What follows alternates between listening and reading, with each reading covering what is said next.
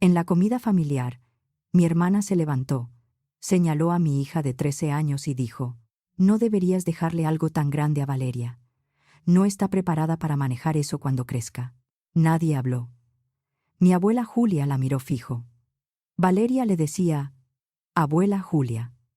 Técnicamente era su bisabuela, pero nadie en la familia la llamaba así. Después de unos segundos, mi abuela preguntó, sin levantar la voz: «Mónica, ¿de verdad crees que sabes quién es ella?». Mónica perdió un poco la seguridad con la que había hablado. Por primera vez en toda la tarde, no supo qué contestar. Llegamos tarde a propósito. Era sábado, poco después del mediodía, y la subida por Picacho a Jusco estaba pesada. Entre coches y curvas, el retraso podía pasar por algo normal. Llegamos tarde porque con mi familia, yo ya había aprendido a evitar ciertos momentos. Si llegas cuando todos están sentados, te saltas la primera ronda de preguntas, los abrazos incómodos y esa parte en la que todos fingen que la última vez no pasó nada. Valeria no sabía eso. Iba en el asiento del copiloto alisándose la blusa como si fuera a una entrevista. Se revisó el pelo en el espejito de la visera y volvió a revisarlo. «¿Me veo bien?», preguntó. «Te ves como tú», le dije. No era eso lo que pregunté. «Ya sé». Se quedó viendo los árboles por la ventana. Iba nerviosa y contenta. «¿Mis abuelos están emocionados de verme?». Mantuve la vista en el camino. «Van a actuar como si lo estuvieran». Frunció la boca. «Eso no es una respuesta. Es lo que puedo decirte». «Vale». Se quedó callada unos segundos. Luego preguntó: «¿Y la tía Mónica?». Sabía que iba a preguntar por ella. «A Mónica le gusta llamar la atención», dije. Valeria sonrió apenas. «Bueno, a todos nos gusta un poco. Mónica necesita ser el centro más que los demás». No discutió. Solo se acomodó mejor en el asiento, como si pudiera prepararse para lo que viniera. La comida era una convivencia familiar por el cumpleaños atrasado de mi abuela Julia. Ella era mi abuela materna, pero en la familia todos la trataban como si su opinión todavía ordenara la casa completa. Una tía había rentado una casa cerca de la Jusco, con jardín irregular, piso frío y sillas de distintos juegos. Desde la entrada olía a aceite, arroz y guisados. Cuando entramos, el ruido nos recibió de golpe. Risas, platos, alguien llamando desde la cocina, una tía preguntando si ya habían calentado las tortillas. Mi papá, Roberto, nos vio primero y sonrió como alguien que sabe que debe hacerlo. «Laura», dijo. Me abrazó rápido. 2 palmaditas en la espalda y listo.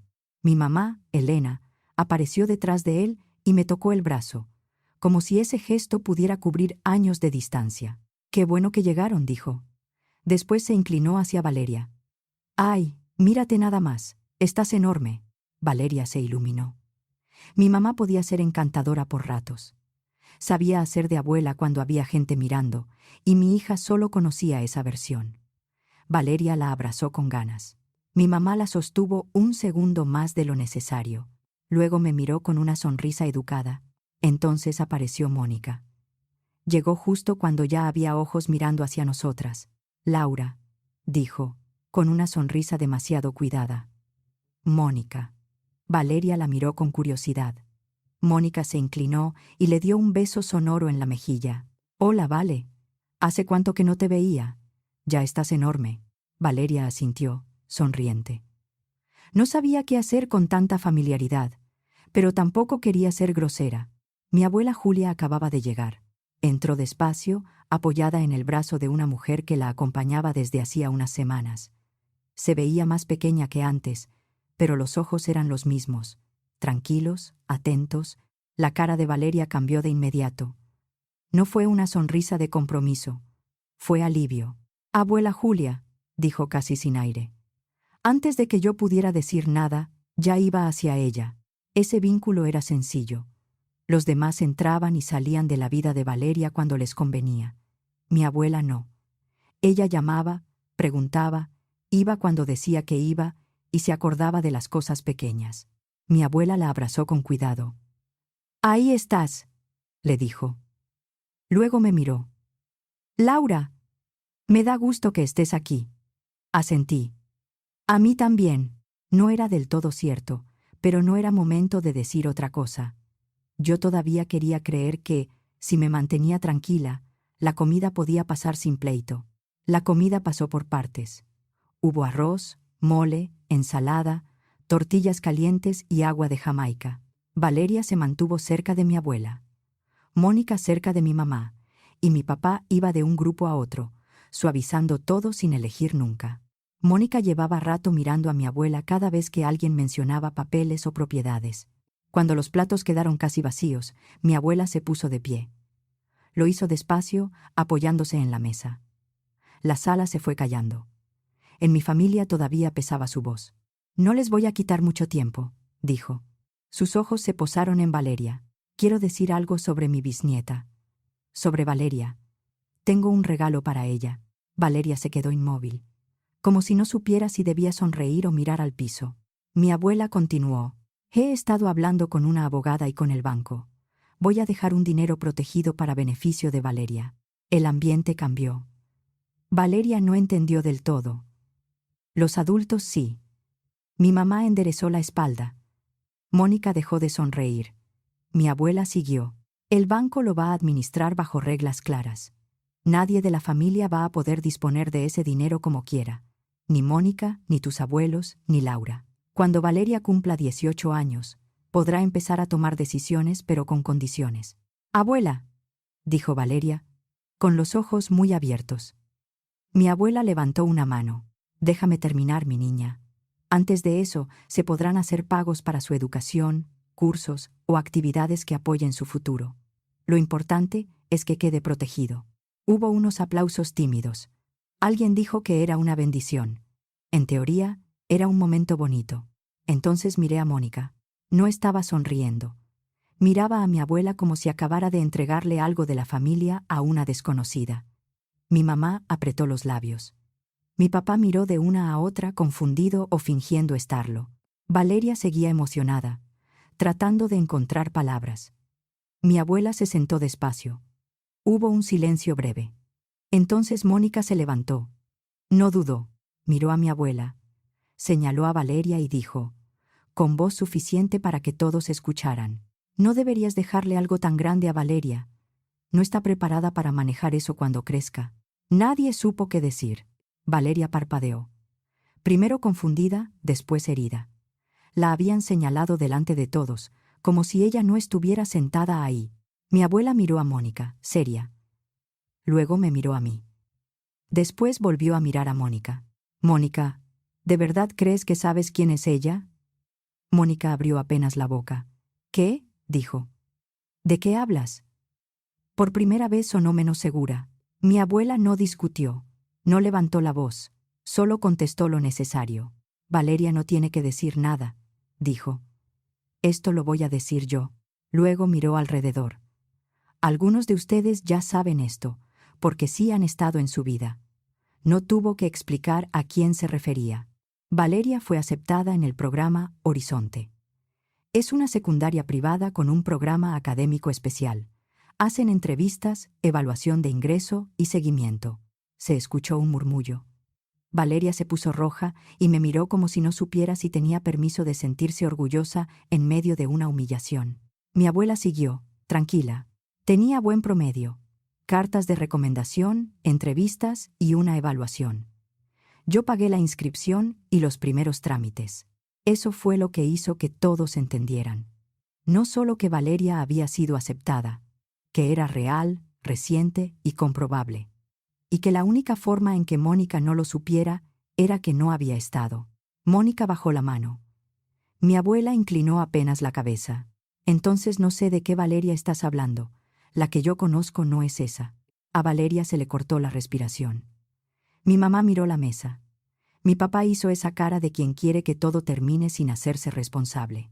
Mónica se quedó de pie. Por primera vez, no supo qué decir.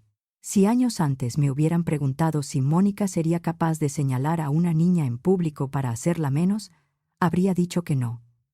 Cuidaba mucho cómo quedaba frente a los demás. Así que, si lo hizo, era porque estaba desesperada. Para entender eso, tengo que regresar a mí. En mi casa, Mónica era el centro. Lo que ella quería movía horarios, presupuestos y estados de ánimo. Mis papás no daban discursos sobre favoritismo. Lo practicaban en el tono, en la atención y en la forma en que mi mamá se iluminaba cuando Mónica entraba a un cuarto. Mónica era talentosa. Yo era difícil. Mónica necesitaba apoyo. Yo debía entender.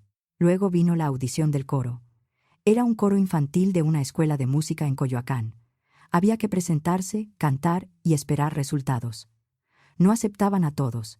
Para Mónica era importante, y mis papás hablaban de eso como si ya estuviera decidido. A mí me desanimaron con mucha suavidad. «No te hagas tantas ilusiones, Laura», me dijo mi mamá. «Está muy competido». Mónica practicaba en la sala. Mi papá la felicitaba. Yo practicaba en mi cuarto, con la puerta medio cerrada. Hicimos la audición. Yo quedé. Mónica no. Por un momento pensé que mis papás iban a verme distinto. Pensé que dirían algo sencillo.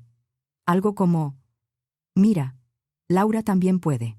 No pasó. Minimizaron mi lugar. Consolaron a Mónica como si le hubieran quitado algo. Mi mamá la abrazó más de lo que me felicitó a mí. Mi papá dijo: «A veces los jueces tienen sus gustos». Como si mi logro hubiera sido casualidad. Mónica nunca me perdonó ese coro. Mis papás pasaron años intentando compensarla. Con el tiempo, eso no se fue. Solo se volvió parte de la familia. Me fui de casa en cuanto pude. No hice un drama. Solo dejé de buscar una aprobación que nunca iba a llegar. También confundí atención con amor. Creí promesas demasiado fáciles y, cuando todo se cayó, me quedé con una bebé en brazos y la tarea de aprender a estar firme sola.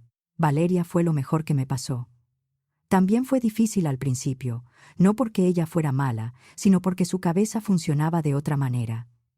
Podía estar brillante un minuto y rebasada al siguiente. Olvidaba una instrucción sencilla, pero repetía completa una historia que había escuchado una sola vez. Cuando Valeria tenía 7 años, todavía no teníamos diagnóstico. Solo teníamos días buenos, días difíciles, y mi intención de entenderla mejor. Ese año visitamos a mis papás. También estaba Mónica.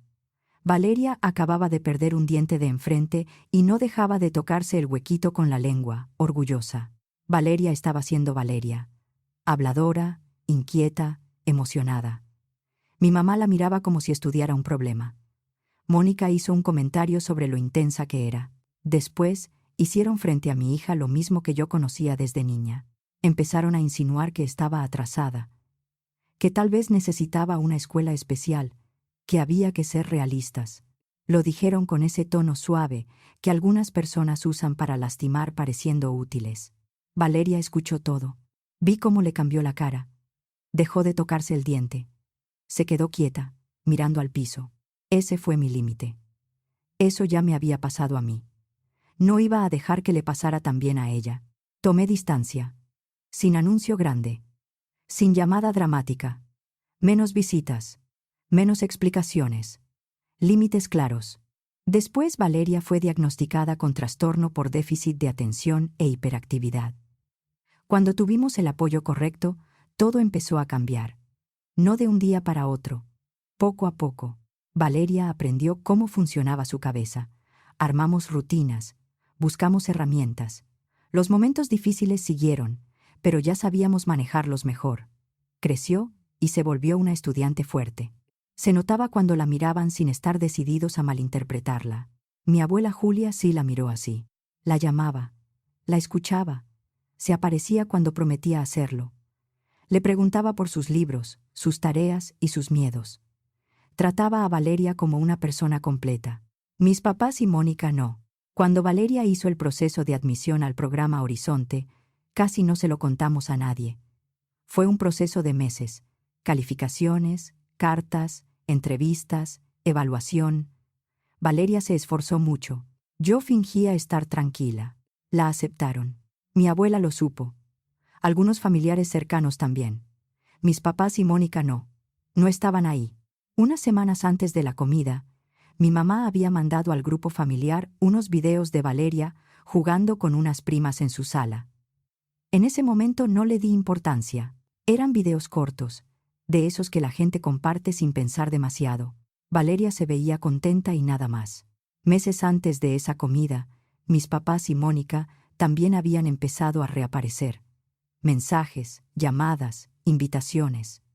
Una calidez repentina, poco discreta. Después, entendí por qué. Alguien les había dicho que mi abuela estaba arreglando los papeles de una propiedad. De pronto recordaron que la familia era importante. Para cuando llegamos a esa comida, yo sabía que algo podía pasar. No sabía hasta dónde estaba dispuesta a llegar Mónica frente a todos. En esa comida, terminé de entenderlo. Después de que mi abuela habló del programa, la sala quedó incómoda. Una prima dejó su vaso en la mesa. Un tío miró hacia la cocina, como si de pronto hubiera algo urgente allá.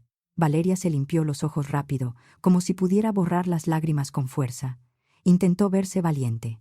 Mónica fue la primera en recuperarse. «Yo solo quiero protegerte, abuela», dijo, intentando sonar sensata. «Tú ves lo que Laura quiere enseñarte. No la ves todos los días». Mis papás la respaldaron. No con hechos, con tono. «No queríamos incomodar a nadie», dijo mi mamá, como si ella fuera la víctima. «Pero pensamos que debías saberlo». Mi papá asintió detrás de ella, incómodo y sin decir nada propio. Mi abuela no discutió sobre el trastorno por déficit de atención e hiperactividad. No dejó que la llevaran a una conversación médica que no hacía falta. Hizo una sola pregunta. «¿Cuándo fue la última vez que viste a Valeria de verdad?» Mónica parpadeó. Mi abuela insistió. «Dime la última vez». Mónica abrió la boca. La cerró. Miró a mi mamá como quien busca ayuda. Mi mamá entró de inmediato. «Hemos estado presentes», dijo. «Sabemos cosas». La voz de mi abuela siguió igual de tranquila. «Entonces dime algo reciente. Algo que no hayas oído por alguien más». La cara de Mónica se tensó. Fue entonces cuando intervine. No grité. Me puse entre Mónica y mi hija. Apoyé una mano en el hombro de Valeria y dije: «No vuelvas a hablar así de mi hija». Valeria se inclinó apenas hacia mi mano. Mi abuela me miró una vez. No fue un gesto grande. Solo entendimos que estábamos viendo lo mismo. Luego volvió hacia Mónica y mis papás. «Esto es por el dinero», dijo con claridad. «Y no lo voy a permitir». Mónica intentó protestar. «Eso no es justo». Mi abuela la cortó sin levantar la voz. «Ya terminamos». Nadie habló. Alguien murmuró: «Mamá», como queriendo calmarla, pero nadie se atrevió a contradecirla. «Se van a retirar», dijo mi abuela. Mónica se quedó quieta, sorprendida. La cara de mi mamá se endureció. «Mamá». Mi abuela no se movió. Ni una palabra más sobre ella. Mónica recogió sus cosas con movimientos duros. Mis papás se fueron con ella, todavía aferrados a la idea de que aquello había sido preocupación y no ambición. No pidieron perdón. No intentaron consolar a Valeria. Ni siquiera la miraron. Cuando la puerta se cerró, Valeria se quebró. Lloró de una forma cruda.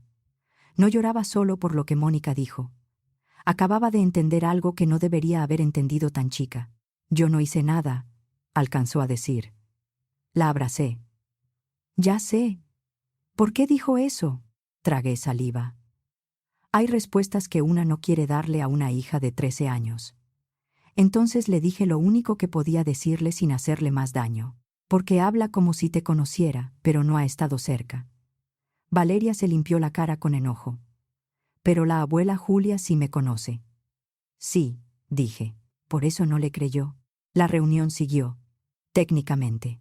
Alguien levantó platos. Alguien preparó café. Una prima se sentó junto a Valeria sin preguntarle nada y le acercó un vaso de agua. Ese gesto pequeño ayudó más que muchas frases. Más tarde, bajamos del Ajusco cuando ya empezaba a oscurecer. Valeria se quedó viendo por la ventana. Las luces de los coches pasaban sobre su cara. «Entonces no saben cómo soy, ¿verdad?». Mantuve la vista al frente. «No. No han estado cerca para conocerte». Se quedó callada mucho rato. Luego dijo casi para sí misma: «Creo que eso es lo que más me duele». Le tomé la mano. Pensé que habíamos pasado lo peor. No fue así. El domingo en la mañana desperté con varios mensajes en el celular. No eran de mi familia cercana, sino de una prima con la que casi no hablaba y de una mamá de la escuela de Valeria. Todos decían más o menos lo mismo. «¿Ya viste esto?». Sentí frío antes de abrir el enlace. Era un video vertical. Luz amarilla de sala. La cara de Valeria demasiado cerca. Reconocí el fondo casi de inmediato. Era la sala de mis papás. No supe entonces por dónde había salido del grupo familiar, pero ya circulaba en grupos de la escuela. En el video, una niña fuera de cuadro se reía. Dilo otra vez. Valeria se reía también. Era su cara, pero algo no estaba bien. La voz sonaba parecida y al mismo tiempo extraña. En el video, Valeria ponía los ojos en blanco. Ni siquiera quería entrar a ese programa, decía. Mi mamá dijo que convenía por lo de mi bisabuela. La otra niña preguntaba algo que no se entendía bien. Valeria volvía a sonreír, con una seguridad rara. Sí, para que se impresionara. Ya ves que tiene dinero. Luego venía una frase más baja, casi encima de una risa. Cuando cumpla 18, ya veo qué hago. La cámara se movía y el video terminaba a media risa. Me quedé mirando la pantalla negra. Era su cara, pero no era ella. No decía tanto como para hacer una confesión completa. Decía lo justo para ensuciar todo. Lo justo para que alguien que no la conocía pensara que Mónica tal vez tenía razón. Mi primer impulso fue evitar que Valeria lo viera. Era imposible. Yo sabía que no podía impedir que eso circulara, pero sí podía controlar una cosa. Moverme rápido. Tomé capturas. Guardé enlaces. Registré horas. Descargué el archivo. No borré nada. Guardé el mensaje original, los números desde donde se había reenviado y todo lo que pudiera servir después. Más tarde la abogada me diría que eso había sido importante. No reenviar lo demás, conservar el enlace original y dejar intactos los mensajes. Entonces escuché pasos en el pasillo. Valeria salió de su cuarto ya tensa. Me vio la cara y se detuvo. ¿Qué pasó? Intenté poner una expresión tranquila. No pude. Sus ojos bajaron a mi celular. En ese momento vibró el suyo. Una notificación. Vi cómo se le cambió la cara. No tuvo que ver todo el video. Vio suficiente. Su cara, su voz, palabras que jamás diría. Yo no dije eso, dijo de inmediato. Yo no dije nada de eso. Lo sé, respondí. Sé que no lo dijiste. Van a creerlo. Vamos a demostrar que tú no dijiste eso. Negó con la cabeza. El programa, susurró. ¿Ellos lo van a ver? No quería contestarle como si pudiera prometer algo que no controlaba. No lo sé, dije. Pero vamos a avisar. Antes de que alguien lo use contra ti. Se le deshizo la cara. Entonces lo puedo perder. No necesariamente, dije. Todavía. Podemos hacer cosas. Me miró como si necesitara que yo estuviera segura por las dos. Tomé su celular y lo puse boca abajo. No vas a volver a ver ese video. No leas comentarios. Eso que sale ahí no eres tú. Valeria se limpió la cara. Ahora estaba enojada. ¿Quién haría esto? No contesté enseguida. No podía decir el nombre de Mónica sin perder la calma. Así que dije lo que importaba. Alguien quiso hacerte daño, eso sí lo sabemos. Asintió, pero tenía miedo. ¿Y si la abuela Julia lo cree? Preguntó en voz baja. Esa pregunta pesó más que todo. Mi abuela era inteligente, pero también era de una generación que creció creyendo que un video era prueba. Abracé a Valeria. Ella te conoce. Valeria lloró en silencio un rato. La dejé. Después me levanté. No grité. Ordené lo que teníamos. El lunes temprano llegó el correo del programa Horizonte. Lo leí 2 veces. Decía que habían recibido de forma anónima, en el correo de admisiones, un video que levantaba dudas sobre la integridad del proceso. No acusaban directamente a Valeria. Decían que, por protocolo, revisarían el caso antes de cerrar formalmente el expediente de ingreso y la inscripción final. A Valeria no le oculté la parte importante. Tenía 13 años, no 5. Les llegó el vídeo, le dije con cuidado. Van a revisar el caso, pero no han decidido nada. Se sentó en la silla de la cocina como si le hubieran quitado fuerza. Entonces, sí lo van a creer. Todavía no. Por eso vamos a movernos bien. Llamé a una abogada que me habían recomendado para temas familiares y digitales.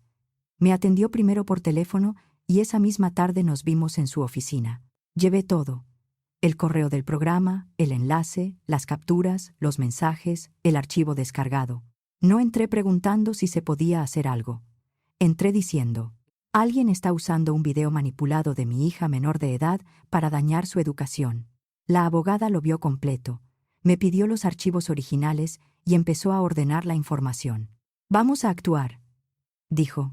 Primero avisamos al programa que el video está impugnado. Luego presentamos denuncia, reportamos a la plataforma y pedimos que se conserve la evidencia. No va a ser al inmediato, pero hay camino. Ese mismo día, mandamos al programa Horizonte las capturas, el archivo y una carta breve de la abogada. Les avisamos que el video estaba impugnado, que no correspondía a una declaración real de Valeria y que iniciaríamos una revisión técnica. El martes fuimos al Ministerio Público. Nadie prometió resultados rápidos. El agente fue cuidadoso con sus palabras.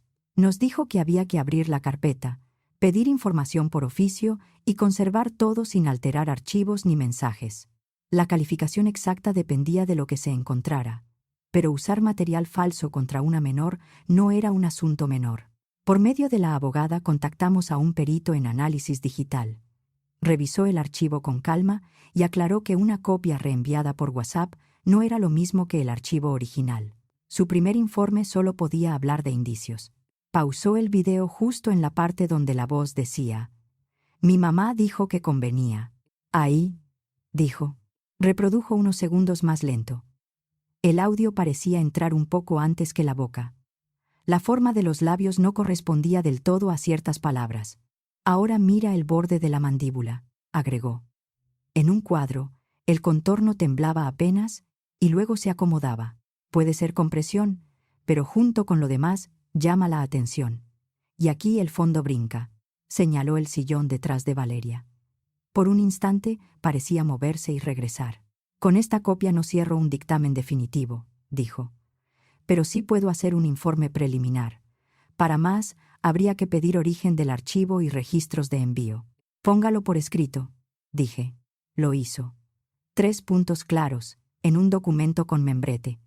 Suficiente para que una institución entendiera que no era un berrinche. En el coche, Valeria tenía el celular boca abajo sobre las piernas. Yo sé que no lo dije, murmuró. Pero, ¿puedes probarlo de una forma que ellos crean? Le mostré el informe preliminar. Esto ayuda. Al llegar a casa, abrí el grupo familiar. El enlace seguía ahí. Escribí: ese video está manipulado. Hay revisión preliminar de un perito y presentamos denuncia. Por favor, dejen de compartirlo.